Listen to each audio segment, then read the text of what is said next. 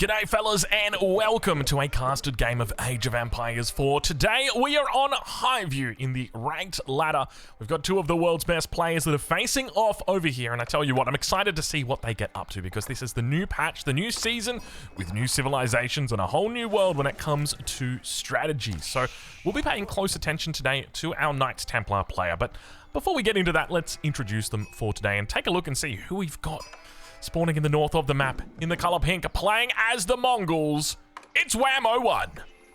And in the south side of the map, in the color purple, playing as the Knights Templar, the brand new French variant, coming through in the Knights of Cross and Rose, it's Kiljardi.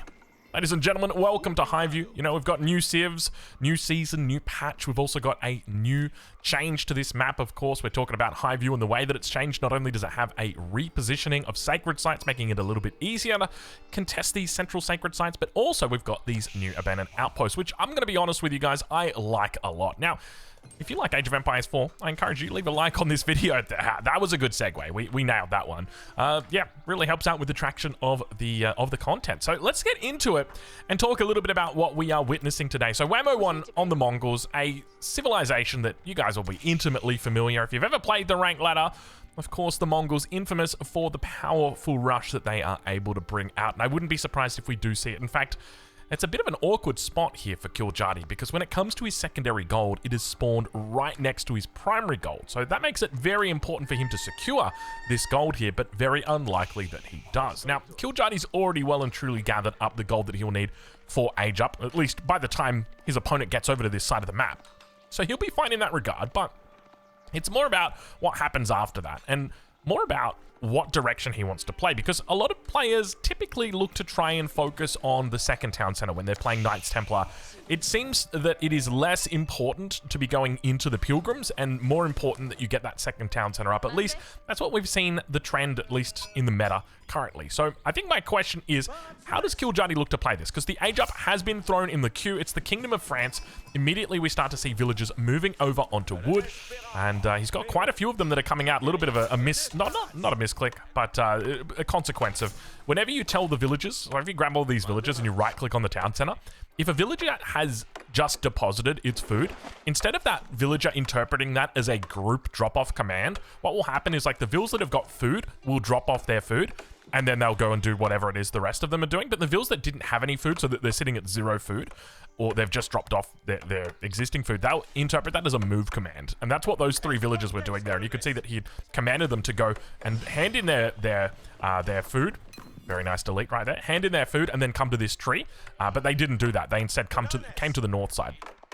Okay, so let's talk a little bit about where this guy is going to go, because at the moment it probably looks like it's going to be archer-based, and we can see already we've got the outpost that gets confirmed over towards the east side, so I wouldn't be surprised. He's going to go into a Rax. Interesting decision to go into the Rax here as the Knights Templar. Of course, he's playing as France, a very early age up coming through 321. Not a bad little timing for him right here, and immediately throws the archery range down as well. So one of the things that I always found frustrating about playing against the Mongols was that they were very capable of doing this. Basically, you know, whenever you start off a game, just in general, right? Like, let's say you're sitting, you just hit the button, queue up ladder, you've put your map bands in, and now you're ready to get into the game. And you've got a plan in your head. You say, okay, I'm gonna play Knights Templar, and I want to play 2 TC. That's my goal. And the trouble is, when you're up against the Mongols, they just immediately come out and they're like, nah, you can't do that. You can't do that, sorry, bro.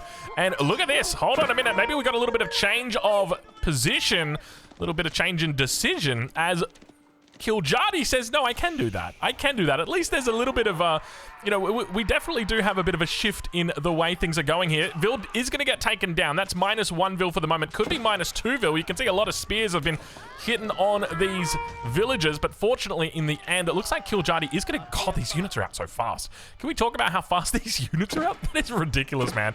Outpost gets denied completely. I don't know. Yeah, it wasn't a 1-for-1 trade on these villagers. So the villager for Wham did manage to get out, but I think like the reality is like with the Mongols, they basically force the enemy and all their timings out the window, because now all of a sudden Kiljardi's like, okay, now I can do what I want. Now I can, you know, now I can get my second town center up. Now I can go into my upgrades, do whatever I want from here. But he's already been pushed off balance, and Wham, all of his builds are very focused on making sure he's optimizing. So he knows he's going to go into the game and he knows he's going to make spearmen. So he can optimize around that. Whereas his opponent can't optimize around that. I mean, of course, you can obviously do that. But you can see right now he's going to be putting down the deer stones, 5 minutes. He's also got the stable that's coming up here. And of course, you can 100% say, okay, well, I'm going to prep a build order just in case I do go up against the Mongols. But at this stage, I don't think people are really looking into it that much. It's more just focusing on players being focused on just trying to optimize their sort of one-off build orders, if that makes sense. But so far, decent little opening here from Kiljardi. Has obviously delayed his second town center. When it comes to the second TC timings, normally you're looking at about 4 minutes for the Knights Templar. So already you're talking about a potential 6-minute town center, which is going to delay. It's the equivalent of killing 6 vills, right? If we think about that, if you're delaying your town center by 2 minutes, then each minute that you've got, that was 3 vills that you delayed. So now it's 2 minutes, so that's 6 vills that you've delayed. So while at the end of the day he's only taken out 1 villager, he's also delayed the TC by a huge amount. And that's part of the reason why Mongols are just so damn strong when it comes to situations like this. But it looks like we will have a fast castle potentially coming in to follow up off that Dark Age rush, which is definitely quite a standard playstyle. And we can see that the archers are trying to find that nice little sweet spot here. Arrow slit's not yet to come through for Wham 01, but I don't know whether or not he's going to need it. You can see he's somewhat struggling to deal with these archers in the north. Kiljardi doing a wonderful job of just staying outside the range of that outpost, just right on the edge, but you can see the consequence of having that shorter range, that 5 range, compared to the outpost, which I think goes up to, what is it, about 7 range, somewhere in that region. We can have a look and see right there. No, it's 6 tiles of range.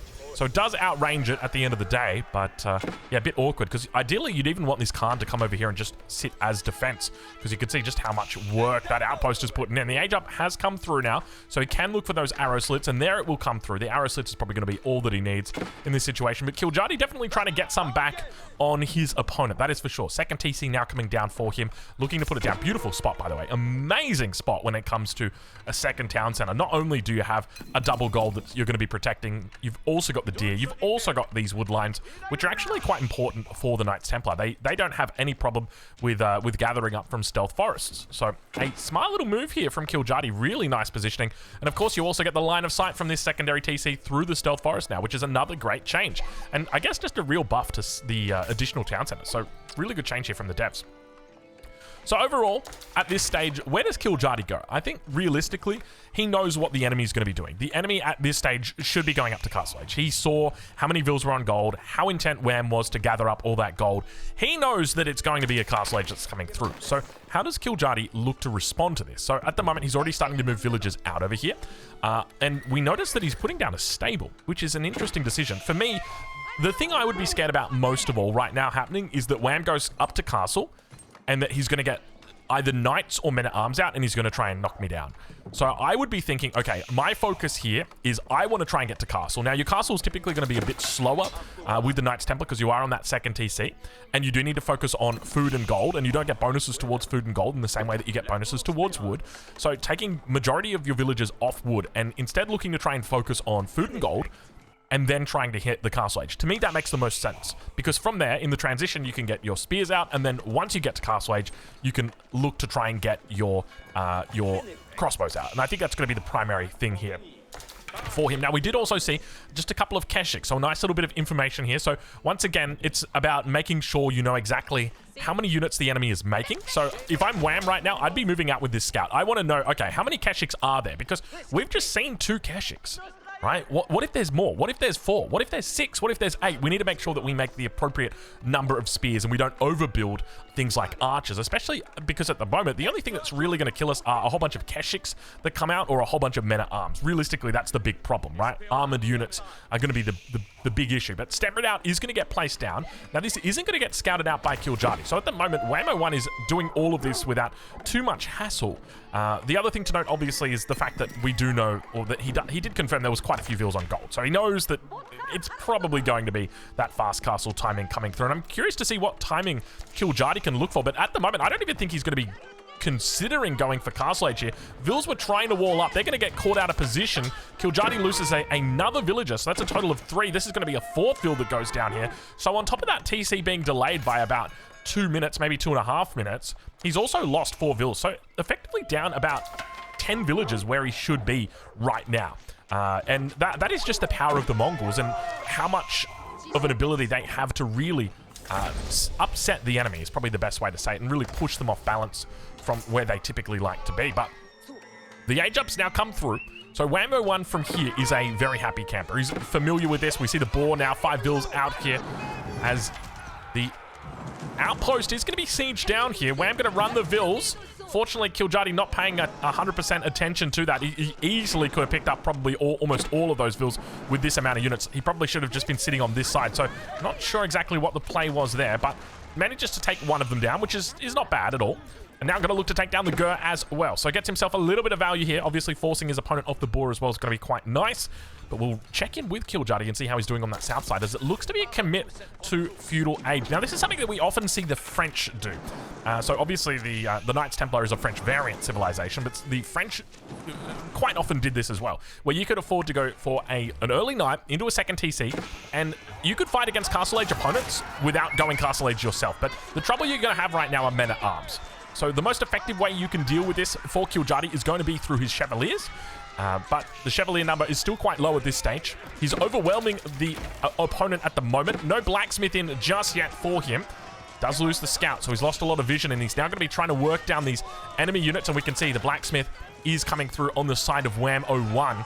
And that's going to allow his units to get even more armor against these archers. But now the Chevalier is going to start rolling through. These guys have got a bit more damage to be able to cut through this men-at-armor. This men-at-arm armor. But at the end of the day, Kiljadi is forced back. And it's a curious combo that he's gone for here. To me, it doesn't make a whole lot of sense to continue with these archer numbers. But falling back away from this, you can see that he is still going to be focused on the Chevaliers. Has he moved into additional pilgrims? Now, it's just the one pilgrim for the moment. So, still outnumbering the men-at-arms, doing a decent job of cleaning this up. And this is definitely one of the ways that you can play this, though you are on a bit of a timer, because at the moment, Wham's got 8 men-at-arms out. There's only 3 men-at-arms that are here. So once they all start becoming consolidated, this is where it starts to get really hard, because the men-at-arms are so damn tanky. They've got their extra armor that's about to come through. Keep in mind, no ranged, or rather, there is a +1 ranged attack that has come through for Kiljadi, so that's basically going to reduce his damage by half. Instead of doing 2 damage to the enemy men-at-arms, you now do 1 damage to the men-at-arms. So it can be really important to get out your upgrades here, but at this stage, it feels like going castle is the only option he's got. I would be very tempted to look to try and do some damage on the backside here, so try and get in on the gold mine with the Chevaliers, and then just try and defend with these while you go Castle Age. Try and keep the enemy in their base as much as you possibly can, I think is the main focus, but it's extra hard at this stage to do that, because the men-at-arm number is really starting to build now, so it's not so much about getting to Castle Age, but rather just surviving for the moment. Chevalier numbers continuing to build. He's up to 7. I suspect he's probably put a second stable down. We do see over towards the west side, the pilgrims do get picked up, so he's got the outpost over here. Numbers still looking good for him at the moment. Interestingly, not going into a larger number of Keshiks, but I don't think it really makes a lot of sense. There are still spears out on the map, but now Crossbow's going to come through here and look to try and deal with these units. And now we've got archer numbers also building up, but the men-at-arms just holding on. So damn strong. These men-at-arms, that extra armor really starting to play into it. He's gone for +2. It always boggles my mind when you've got like the world's best players, like Whammo 1, who's currently sitting, I think, rank number 2 on the ladder. And it's like, he's gone for +2. And it's like, why would you go for +2 ranged armor when the only ranged unit your enemy's got can only do a maximum of 6 damage? So just by having 5 ranged armor, that's all you need. So I mean, he's probably future-proofing to an extent. That's probably one of the ways to think about it. You know, when the Castle Age inevitably comes through, then you've already got the upgrade. But for the moment, it doesn't really do it. It does not do anything. I guess maybe if you're diving the town center, maybe that's an argument that you could make, because the bow damage is there, but it definitely feels like a bit of a waste of resources for the moment. So Kiljadi still holding on though. So he's lost quite a few villagers in this game. He's lost 10 so far. We hear the Uvu in the north is now going to be depleted, so he's going to have to search for a second Uvu location. He's got one out over here. Wait. Why did that sound only just come through now? He's already got the second Uvu up. Or did he just... Has he just timed it perfectly? Or maybe we just missed the first Uvu being depleted. Maybe it's my lack of Mongol understanding, or Mongol mechanic understanding, in that maybe when you build this Uvu, it just immediately depletes this one and destroys it, and then you can never see it again.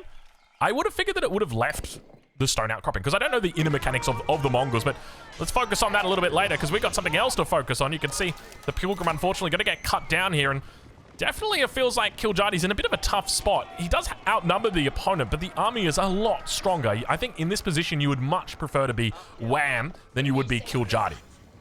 But the more units that he gets, the better it gets for him to go into Castle Age, because he's going to get upgrades for more of his units. But now, numbers trying to overwhelm the opponent with the Chevaliers towards the front. Archer's going to do the right thing and just immediately chase after all of these crossbows. Exactly what they need to do. Ignore the rest of the units with the archers. He knows exactly what to do in this situation. Meanwhile, the spears and the Chevaliers back home going to be fighting up against the remnants of the cavalry and the men-at-arms, and you can see just how well he's fighting this out. There's no point in his archers actually focusing down the men-at-arms, and that actually makes a little bit more sense as to why the +2 ranged armor comes through, is because the crossbows are going to be getting decent value out of it. But he's cleaned up everything back at home. Have a look at this. The feudal defense from Kiljardi is absolutely on point. Would have this been possible if he didn't have the Chevaliers? Yeah, maybe. Actually, now that I think about it, the Chevalier, I think each of the units that you could have gone for here are kind of interchangeable in the way that they deal with men-at-arms, right? Like, if we think about it, the Knight Hospitaller, or the Hospitaller Knight, is, I guess it's a pseudo men-at-arms. Probably doesn't deal in the same way that these guys do, though. And for Antioch, like, their sergeant probably deals quite effectively with the men-at-arms as well. Gets a decent amount of damage, but you can see just how well these archers are doing up against the crossbows. I tell you what, Kiljardi, with a beautiful composition here, really utilizing them quite well to counter this, but all the villagers going to run out. He's just going to focus down the villagers instead. A huge oversight right now by Wham01. Or is it? Does he know that getting these villagers out here is mandatory, otherwise he loses? But he's going to fall these villagers back for the moment. Springwood emplacement on the way through on this outpost. This is going to help him solidify the defense in this location. He's looking to bring his step out up towards the front. Now that the Springwood outpost is through, he's going to need some form of siege to deal with this. You can't fight underneath it. It just does way too much damage per second. The Springwood outpost is incredible when it comes to defending locations like that. But now, the Keshik, the single cavalry remnant, Kiljardi really looking to, look at this, 43 villagers. It is dropping very quickly. Where are these villagers going? I just saw how quickly that dropped. Is he losing?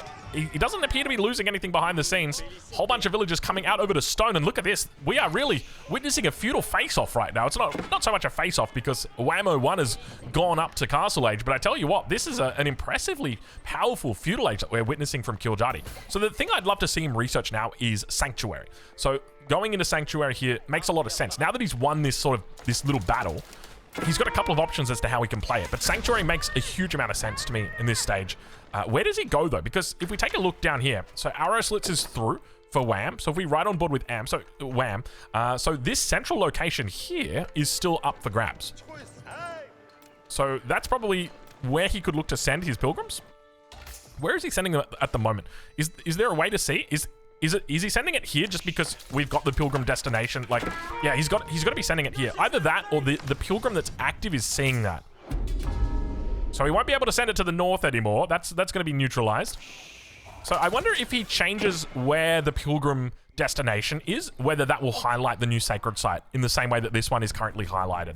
Highlighted? Archer numbers still looking really good here. He's trying to focus down the back line, just shy of one-shotting out those crossbows, but able to eventually take the remnants of it down. We can see those number of crossbows really starting to build up here as well. The men-at-arm number not looking so healthy. Wham01 all of a sudden starting to get a bit stronger. Republic of Genoa coming through 18, 19 minutes into the game. We'll switch it over to income per minute. And with the Republic of Genoa, that's going to increase the amount of gold that he is generating from his age ups, or rather from his pilgrims. It's also going to unlock the heavy crossbowman, which I am positing is probably going to be the best unit in the Castle Age, just after the... I feel like the heavy spearman has just been underperforming in recent times, and now look at this, a fortress coming through. I don't like the position. I want it a bit closer to the sacred site. It should be right on top of this sacred site. I think that's going to be the most appropriate position for it, but the age up comes through. Expect to see the upgrades, and immediately they're on the way. Chevaliers, you can see how much trouble Wham01 is having in this stealth forest at the moment. The unit's just completely surrounding his crossbows. He's trying to kite on the way back. He's got that little bit of extra movement speed from the YAM network. Siege Workshop going to get thrown down towards that top side, and all of a sudden, now the tables have turned. Have a look at this. The numbers in favor of Wham01, not Kiljardi. He should be able to get up this fortress in time, though. So very fortunately for him, he didn't go any further forward. Otherwise, he would have been in a little bit of strife, but Now that's going to get scouted out by his opponent. Whammo 1, of course, going to be thinking, okay, how do we take this out? Well, he's already got the answer. The Siege Workshop is in position. Now, of course, he could be looking... What happened to my voice then? That was a bit weird. He could be looking to go into the improved siege engineering, but it's going to cost you some stone. Now, he's got stone in the bank, so 100% he could consider it, or he could just look to go into a whole bunch of battering rams. That's the other option, but he's going to instead go into traction trebuchets, which is probably the smartest move, but we could potentially see on the other side a trebuchet emplacement come through to look to counter those trebuchets eventually. But for the moment, a lot of vills on stone here. Kiljadi will ride on board with him as he looks to defend against the Mongol madness that we have witnessed so far. A little bit of a break in these walls down here. Villagers going to start heading towards this northern wood line. And when it comes to his unit composition, where does he go from here? So we can see a whole bunch of crossbows coming through, as well as the Templar brothers on the way. And there's finally Sanctuary coming through for Kiljadi. He needs to be cautious, though, about moving out too far. His opponent's got quite the advantage when it comes to the military numbers, so as long as he's able to keep track on that enemy military, he knows roughly where it is, and he can see the units moving with that YAM network bonus. Trebuchet going to start working its magic on this castle in the center of the map. And taking down... What is that market? That is one of the strangest market locations I've ever seen. Yeah, okay. Probably a little bit better to get it back over on that spot. That was a really awkwardly placed market, and we can see just how many units Whammo 1's got right now. We're right on board with him as he looks to try and force back the army for the moment. Sacred sites, all three captured. That's going to mean that there's no viable sacred site for you to send your pilgrims to. Even this one in the middle, you're going to have to do your best to neutralize it. Sprinkled emplacement's already online, and that's going to mean that you've invested a whole bunch of resources and not going to be able to get a whole bunch of payback for it.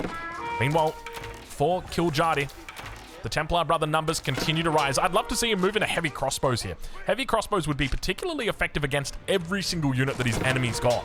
So even the crossbowman has quite a bit of difficulty against the heavy crossbowman just because it's outrange, but we don't actually see him doing it at the moment. He does have the archery range, but yeah, sorry, I've been calling it the heavy crossbowman, the Genoese crossbowman. My bad, my mistake.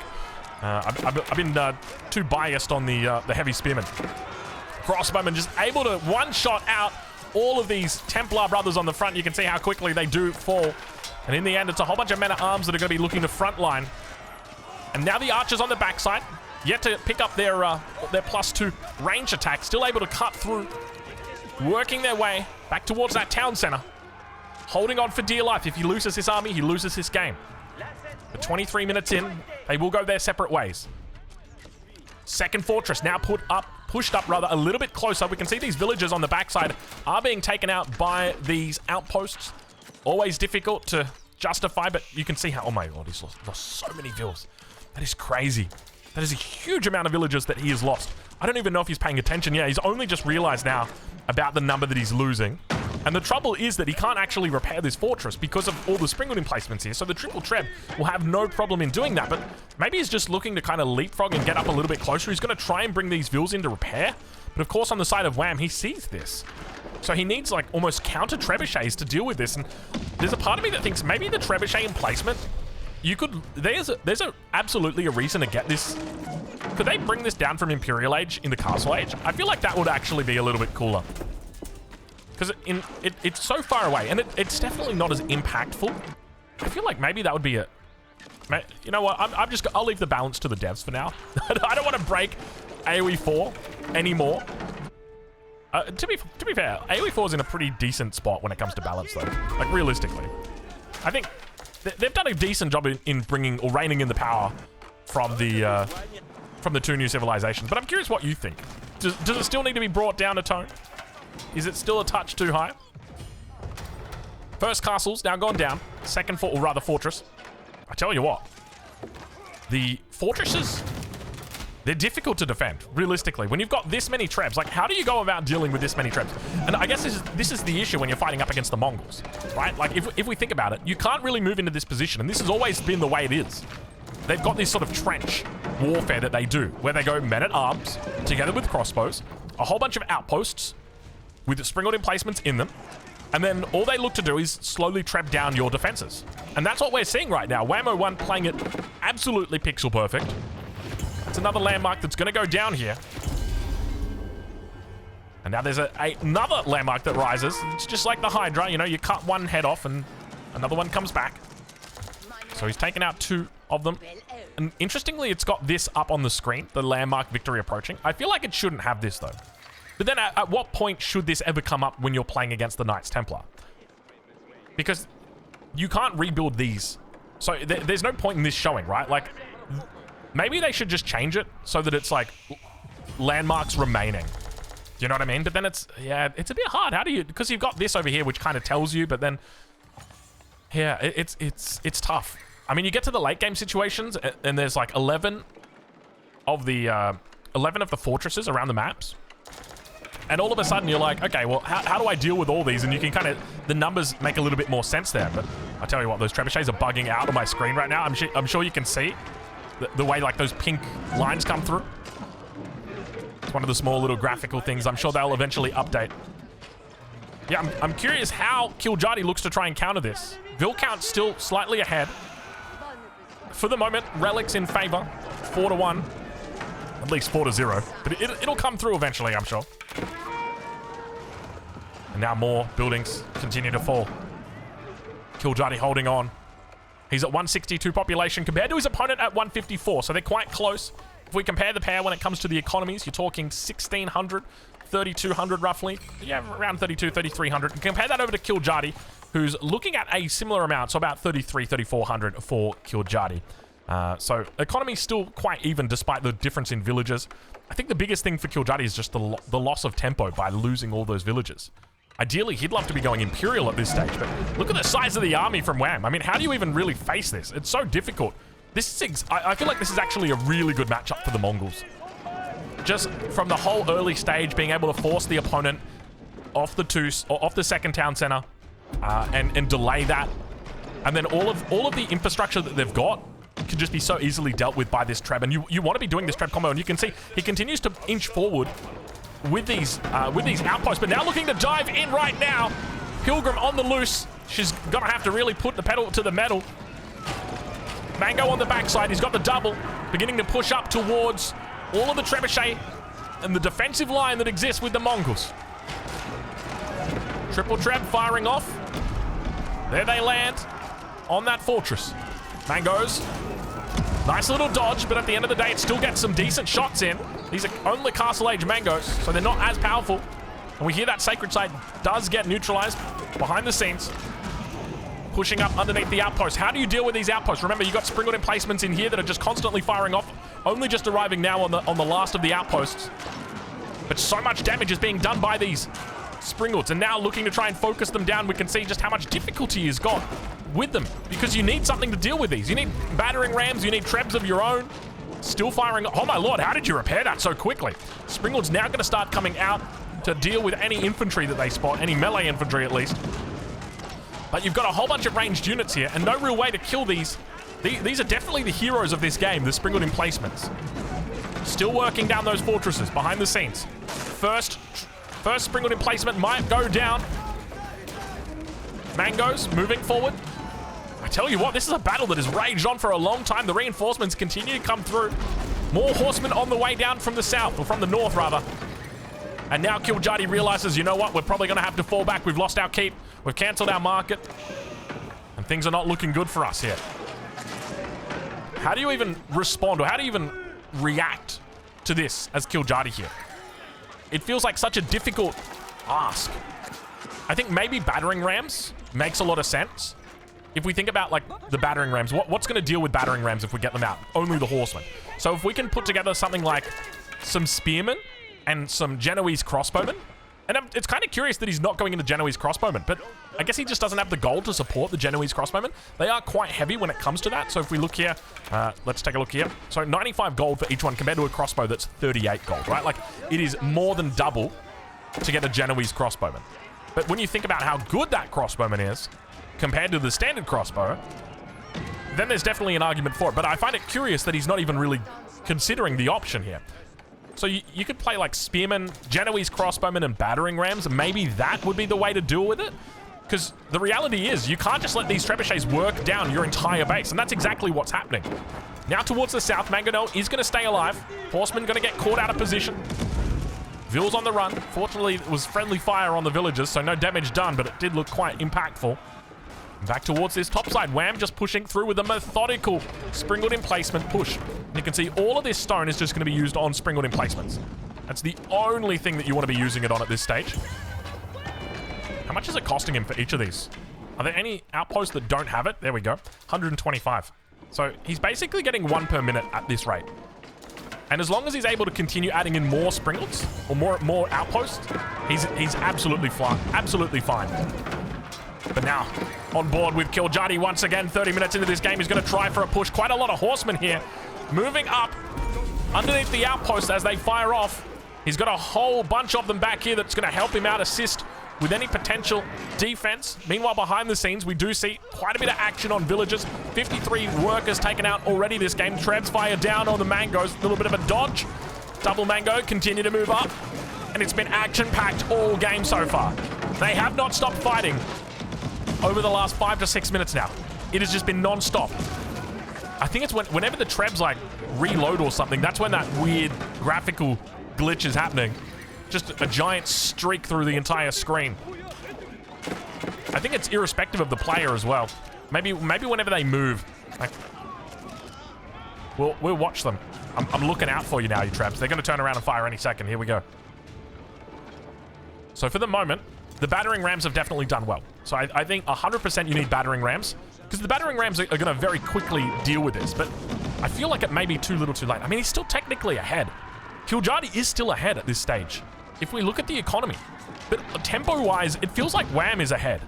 Though, Wham just lost this last little battle. And this is one of those things where it's like, it can be very difficult to determine who's in the better position. I guess we just gotta wait and see what happens. Do a little bit less theory crafting and a little bit more action casting. Talk about what we see rather than what we suspect. Wham. On the run. Needs to put down a couple more outposts. I'd love to see him bring forward about 10 villagers here and just look to try and drop down a whole bunch of outposts. No second town center for him either. No trade setup. Obviously didn't go into any trade-based landmarks. Doesn't mean that you can't do trade. In fact, one of the other things that they did change was the trade posts are now not in the corners of the map. They're on the edges of the map, but along that central axis. And now Kiljardi reaches 200 population.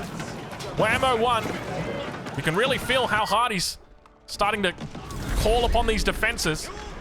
Khan goes down. Horsemen managed to hit the charge on these Mangoes. It's hard to see with all the stealth forest, but in the end, they're able to take out 2 of them. Another raid comes through.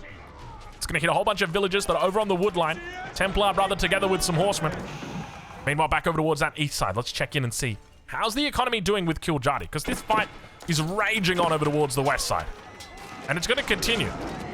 But tell me about the economies. I mean, have a look at this economy. My lord, dude. He's got farms out the wazoo. How many farms are we talking? 45 farms, which is a huge amount of farms. So at the moment, sitting at about 2k food per minute. Wham sitting at about 1800 food per minute. Realistically, Kiljardi miles ahead when it comes to the gold, and that's always the way it's going to be. He's got 2.2k gold in the bank, and I think you could definitely make the argument for maybe some Genoese crossbowmen right now, Kiljardi, if you wouldn't mind. Hint. No, he's not going to take it.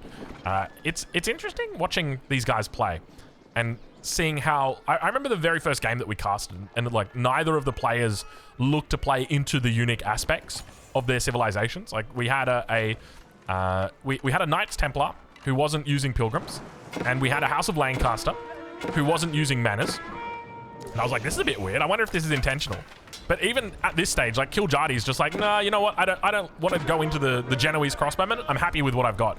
But looking at these resources, it feels like it just makes a whole bunch of sense. Now, where does he go for Imperial Age? Let's do a bit of theory crafting here.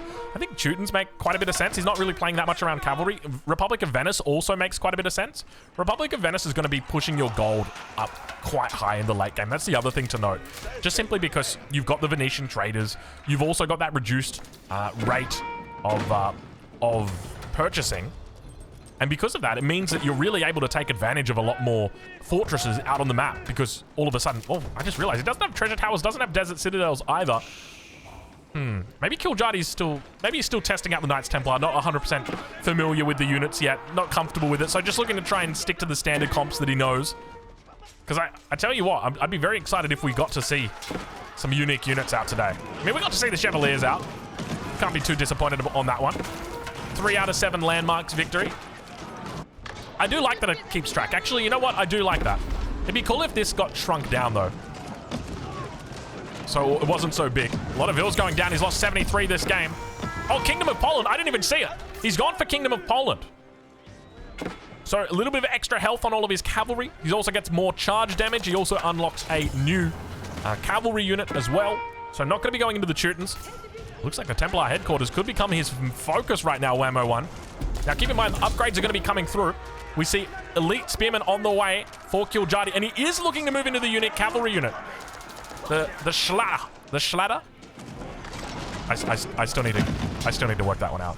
Okay, after this video, I will correct the pronunciation on the Schlatter. The Schlachter? We'll get it eventually, don't worry. He's working out the Templar headquarters, but just keep in mind, it's one of those things where he can just rebuild his landmarks as much as he likes. Hold on. Where is his army? Why is he suddenly getting run around? Where did it all fall apart? He's down to 170 population. He's trying to rebuild. A lot of mangoes in here, a lot of siege. Not a lot of outposts, though. Here's the majority of his army. He's outnumbered 2 to 1 at the moment. He's going to lose the Templar headquarters, but keep in mind, there's still quite a bit. Kaganate Palace also coming through right now for Whammo 1. So both players looking to get into the Imperial Age. Fortress will get up. Villagers going to jump inside straight away. He's got the boiling oil as well, so that's going to help him out quite a bit on that defense. A lot of damage on those bows. So the Templar headquarters has gone down. You can see that's going to be costing him quite a bit of wood to repair. It's hard to actually track that just because he's got the wood vills at the same time. So it kind of looks like it's going down, but at the same time, it's just going up. I don't know who to trust at this point. So Kiljadi still... This is what I was saying about how it's so hard to, like... How do you defeat the Knights Templar in this regard? Like, it's so difficult because they just keep popping up everywhere. Right, like you take down this town center, they're just going to repair it, and they're just going to build more fortresses across the map. And as long as you've got that second town center, which you started off with, it doesn't feel like there's an easy way to take them out. But now looking to try and make the connection before this fortress falls. He does have that little bit of bonus range coming through on these units, but now in the stealth forest, looking to try and push his opponent away from being able to take down this fortress. Fortress on about 30-40% HP, getting healed up very quickly. Mango's moving forward. All the elite units here. Keep in mind, the Kaganate Palace is going to be pumping out random units at this point. We're still yet to see all of the elite upgrades on the way through yet. Mangonel's turn around. Decent shots down the field. Unfortunately, fall a little bit short. More Mangoes. Returning fire. Whole bunch of Trebs just chilling out for the moment. And all of a sudden, it looks like we've got a turn of events. Somehow, some way, the Polish commandery has somehow assisted in bringing Kiljadi to the forefront of this game. But if we take a look at that military number, I mean, it's still very much in favor of Wham, but I can't help but feel a lot of that is going to be Trebuchet related or Mangonel related. And you can't always consider that as a core component of this military. It's obviously helpful to have it, but at the end of the day, what does 6 Trebuchet matter if your enemy's got an army of heavy cavalry that's coming through? When it comes to upgrades, we don't see any additional upgrades coming through. I tell you what, I'm so disappointed we didn't get to see the Genoese crossbowmen. I'm so excited for them. They're such a fun unit. Huge range that you can stack up with the fortress as well, so you can have them all in here. So they go up to a ridiculous amount of range. But I guess today it just wasn't meant to be. We'll check in with Wham, though. See how he's doing. He's on 78 vills at the moment. 4 relics to his name. A single sacred site as well. I'm assuming he's picked up Tithe Barns. I haven't been paying attention to his upgrades. No Tithe Barns just yet. The monastic shrine's not coming through either. So he's still got some big upgrades that he needs to look to. Fortress will go down. That's another landmark taken out. Now he's got 5 out of 8 taken down. 3 remaining. It's a good way to keep track of the enemy fortresses, I guess, in that regard. And now Kiljadi once again forced off the gold. You can see he's really struggling here. Obviously, a lot of gold-heavy units for this civilization. Mangoes. No adjustable crossbars just yet. Couple of elite knights going to move through. He's not paying attention. Might potentially lose a mango or two here. Unfortunately, does lose the one. Springboard placement helping out there. And 40 minutes into this game, it still looks even Stevens between these two. Behind the scenes, the heavy cavalry, they're quite quick as well. 1.73. Look at the ranged armor that they've got. 8+3. A huge amount of ranged armor. Fortunately, there's spears back there with the Yam network. Going to be able to help them pursue 1.8 movement speed. God, they're fast, aren't they? And I think that's part of the reason why I don't like the heavy spearmen, is they're just not very good at pursuing raids. So I guess if you want a wall, then you can probably look to go them, but don't expect them to be chasing down any kind of raid like how we just saw these spearmen chase them down. And keep in mind, there's a number of buffs that are affecting them, increasing that movement speed. Fortunately, there's no Khan with them at the moment, but Wham approaching that 200 population. Kiljadi also approaching 192 and now looking to face off in the center of the map towards that top side. Mango's elite upgrades look like they've all finally come through now for the Mongol side. Spears from the south. A lot of infantry here all of a sudden for Whammo 1 and Kiljadi getting overrun completely. The Trebs on the backline eliminating anything. You can see that they're doing quite a bit of work here. More Mango's coming through, but he's just overrun completely. Where is the army from Kiljadi? Unfortunately, it looks like it may have fallen asleep or stayed at home today because he is not in a good spot here. This could be it. I mean, how do you recover from this? Because at this stage of the game, the Trebs are just going to work down the front line. Meanwhile, you can go into the villager line, and we're going to start to see that villager count really start to fall here. He's at 123, expected to continue declining. A little bit more of a defense coming in for Kiljadi. Still not moving into those Genoese crossbowmen. And Whammo 1 looking to push for victory. Falls back for the moment. Trebs together with the Mangoes, sieging down all the buildings slowly. Look at the crossbow number, by the way. 47 crossbows out. They are still such an important unit, such a pivotal unit, such a strong unit. And they've been strong for quite some time now. It's been a couple of seasons where the crossbow has really been the number one when it comes to gunning. And yeah, they're just overwhelming in their power. So I'm curious to see. I wish we could have seen how the Genoese crossbowmen stacked up in this matchup right here. But unfortunately, it's not going to be the case. Maybe next game, Kiljadi will show us the power. Couple of pilgrims working their way down to the south side. How much gold are they bringing in? 114? That's really not a lot of gold, is it? Because he's got the extra bonus gold as well, but I think that's separate to that number that we're seeing. So I guess that's still fine. Still a decent amount. 42 minutes into this game. Kiljadi still on the defense. We can't actually see how many landmarks he's lost or how many landmarks he's got. I don't think there's any way that we can actually reveal that. There's an interesting... Log that one. Devs, if you're watching, log that one. I mean, but at what point do you stop? At what point do you say, yeah, that's a fair one? Maybe you just move the upgrades above, but then it's going to be going up and down all the time. Maybe, as I said, I think you just probably want to reduce this landmark victory approaching.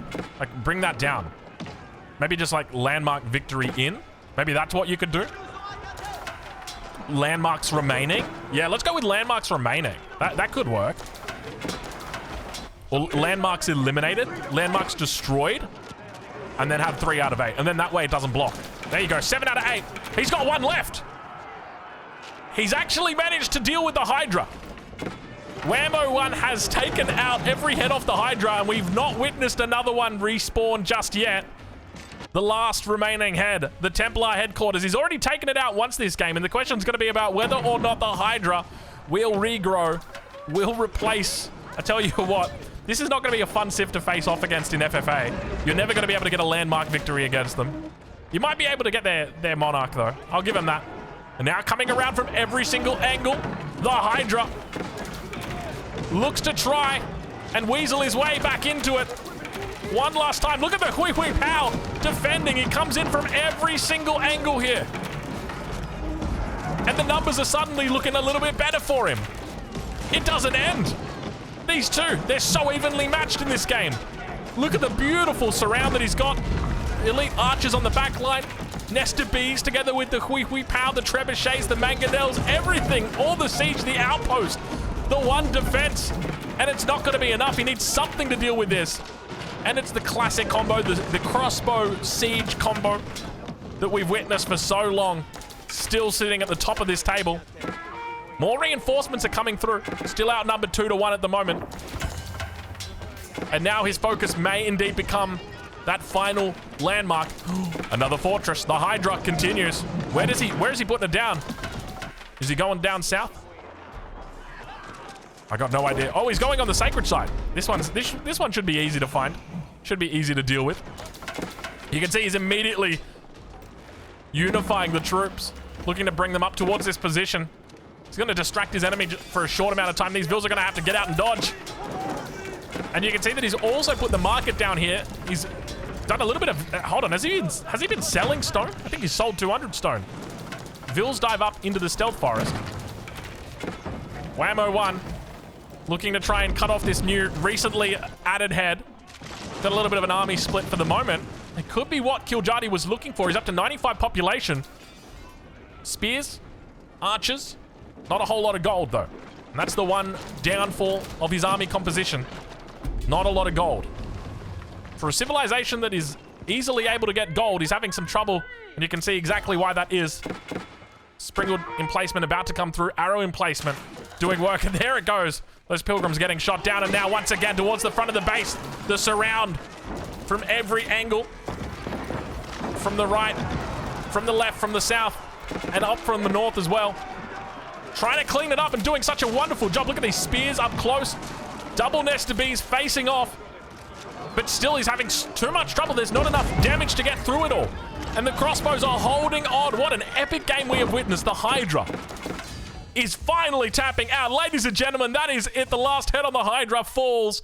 Wow, what a difficult game for Whammo 1, but in the end, he's able to get it. My lord, it felt like it was in his grasp for the last 20 minutes. Anyway, we'll leave it there. Make sure you go check him out. The links are in the description, and we will catch you in the next one. Wow, what a game.